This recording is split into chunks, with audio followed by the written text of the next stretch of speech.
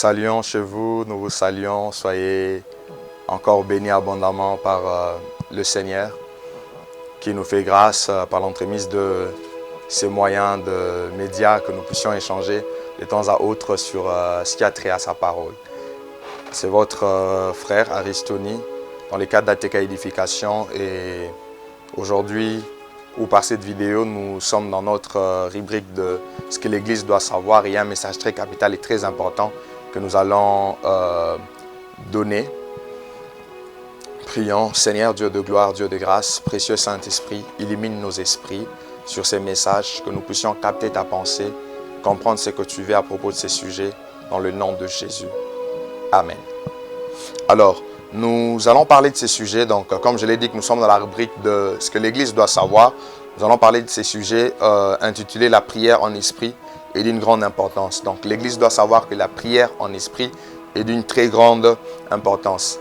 Alors en les disant, il y a déjà une question qui nous vient à l'esprit où pour chacun de nous, en suivant cette vidéo, vous pouvez déjà vous poser la question en disant, bon, c'est quoi la prière en esprit ? C'est quoi la prière en esprit? Et lorsque je suis en train de parler de la prière en esprit, il s'agit juste de la prière en d'autres langues, aussi appelée la prière par l'esprit, selon 1 Corinthiens chapitre 14, le verset 15. Donc quand on parle de la prière par l'esprit, c'est la même chose que la prière en esprit. Et la prière en d'autres langues, j'aimerais déjà nous dire, c'est-à-dire la prière en esprit ou la prière par l'esprit est réservée à tous les croyants, à tous les chrétiens. Vous êtes chrétiens, cela est votre apanage. Pourquoi nous le disons? C'est juste parce que cela fait partie de promesses de tous les croyants. Selon Marc chapitre 16, le verset 17, on dit « Voici les miracles qui accompagneront ceux qui auront cru. » Après avoir dit qu'ils imposeront le nom aux malades, ils seront guéris. Mais on dit aussi qu'ils parleront de nouvelles langues. Donc en tant que croyant, en tant qu'enfant de Dieu, sachez que le parler en d'autres langues, la prière en esprit est votre apanage. Et cela est d'une très grande nécessité. Et encore, ce qu'il faut savoir, c'est qu'il y a des dimensions que l'apôtre Paul révèle en parlant de la prière en langue dans 1 Corinthiens chapitre 14. Donc il y a des dimensions du parler en d'autres langues. La première dimension, c'est la prière en d'autres, parler en d'autres langues ou parler en langue comme prière. La deuxième dimension, c'est parler en langue comme don ou comme message. C'est ce qu'on appelle diversité des langues.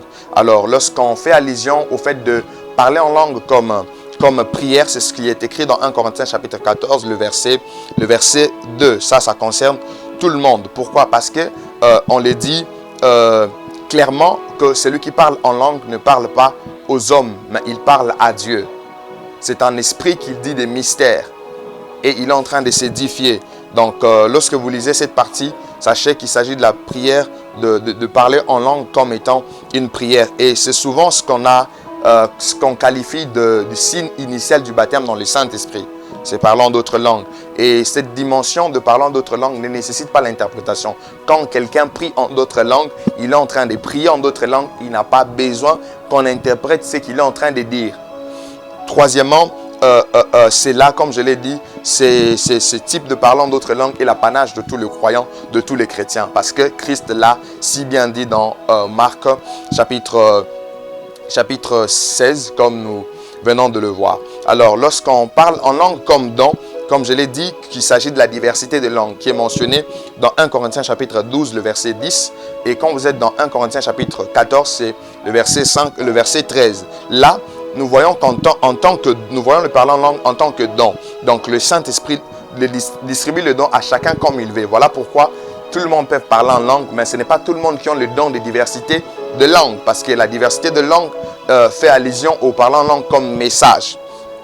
Et c'est parler en d'autres langues, c'est un message, comme je l'ai dit, et ça nécessite forcément l'interprétation. Voilà pourquoi l'apôtre Paul nous interpelle dans 1 Corinthiens chapitre 14, le verset 27 à 28. L'apôtre Paul nous interpelle dans ces textes en disant que lorsqu'on parle en d'autres langues et qu'on n'interprète pas, ça devient un dérangement. Ça devient un dérangement. Pourquoi? Parce que s'il n'y a pas d'interprète, ça ne sert à rien. Pourquoi? Parce que c'est parlant en autre langue fait allusion à un message qui nécessite l'interprétation. La première dimension, on n'a pas besoin de pouvoir interpréter.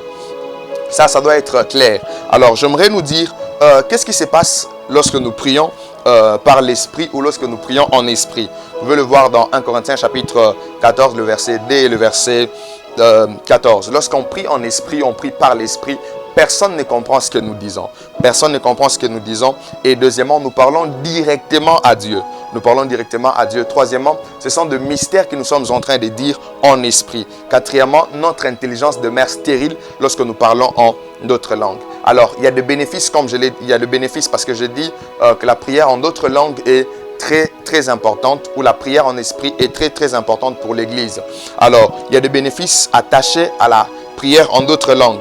Premièrement, celui qui prie en langue, la Bible le dit dans 1 Corinthiens chapitre 4, donc quand vous lisez le verset 3 et le verset 4, cette personne s'édifie lui-même. C'est-à-dire que cette personne est en train de s'édifier, de se bâtir intérieurement. Il s'édifie. Vous voyez, c'est très important. Hein? C'est très important à un certain temps que vous vous y arrêtez, que vous commencez à prier en d'autres langues parce que vous vous édifiez vous-même.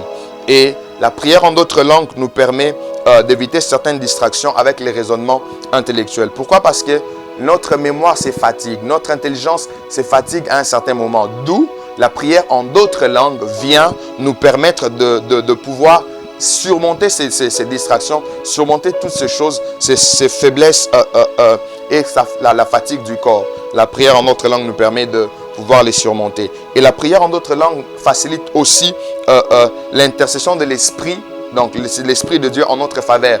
Romains chapitre 8, le verset 26, l'Esprit, donc dans notre fatigue, l'Esprit intercède pour nous par des soupirs inexprimables. Cela peut passer aussi par le parler en d'autres langues, parce que c'est le Saint-Esprit qui nous donne ça, qui nous donne ces langues afin que nous puissions l'exprimer ou le manifester. Et il y a une chose que j'aimerais quand même, avant de clôturer, nous demander de bannir ou d'arrêter. Plusieurs pensent que pour qu'on puisse prier en d'autres langues ou parler en d'autres langues, il faut d'abord attendre qu'on entre dans une dimension profonde de la prière ou qu'on puisse d'abord commencer. Les gens se disent non, on doit d'abord chauffer la prière, on doit d'abord faire ceci, cela. Non, le parler en d'autres langues est en vous. Donc le Saint-Esprit vous a accordé la langue, vous pouvez prier en d'autres langues à tout moment. Ça ne nécessite pas que Otun Tukananu. Non, tu n'as pas forcément besoin de ça. La langue est en toi, tu dois juste l'exprimer. C'est un peu comme quelqu'un qui parle en français, il n'a pas besoin qu'on chauffe quoi que ce soit pour qu'il parle français. Et nous qui parlons aussi lingala, on n'a pas besoin qu'on chauffe quoi que ce soit. De la même manière, pour le parler en d'autres langues, c'est au-dedans de nous. Ces fleuves d'eau vive qui sont en train de couler, nous devons les exprimer, nous devons le manifester. Pour conclure, j'aimerais nous dire ceci, qu'il faut beaucoup prier en d'autres langues, c'est très important et d'une très grande utilité comme on l'a mentionné. Il faut beaucoup prier en d'autres langues et pourquoi pas désirer aussi cette expérience si vous ne l'avez jamais connue. C'est possible de vivre cette expérience du baptême dans le Saint-Esprit, de commencer à parler en d'autres langues, mais si seulement vous êtes chrétien. Et là, il est très important et très capital de vous attacher à l'Esprit de Dieu et de demander à Christ, baptise-moi de ton Esprit. Parce que lui-même a dit, et même Jean-Baptiste l'a dit, que celui qui vient après lui, celui qui baptisera de l'Esprit et de feu. Christ continue encore à baptiser de l'Esprit et de feu. Le parler en d'autres langues est disponible pour toi. Si seulement tu le désires, que le Saint-Esprit t'accorde cette dimension, que tu commences à prier en esprit, que tu commences à prier par l'Esprit et que Dieu soit avec toi. Merci, que Dieu vous bénisse encore. Nous sommes à Restonu Katumba Édification, en cible ATK Édification. Nous travaillons à l'édification du corps de Christ Jésus au moyen de nouvelles technologies. Nous espérons que ce programme a atteint ce but auprès de vous. Pour tout contact, notamment pour disposer d'autres programmes ou jouer d'une assistance sur une question relative au sujet ci traité, veuillez nous joindre au 00243 81 77 59 545 ou au 00243 84 31 21 269 ou encore sur Facebook à la page ATK Édification. Dieu vous bénit. Peut-il aussi vous épauler dans la mise en pratique des connaissances ci dispensées.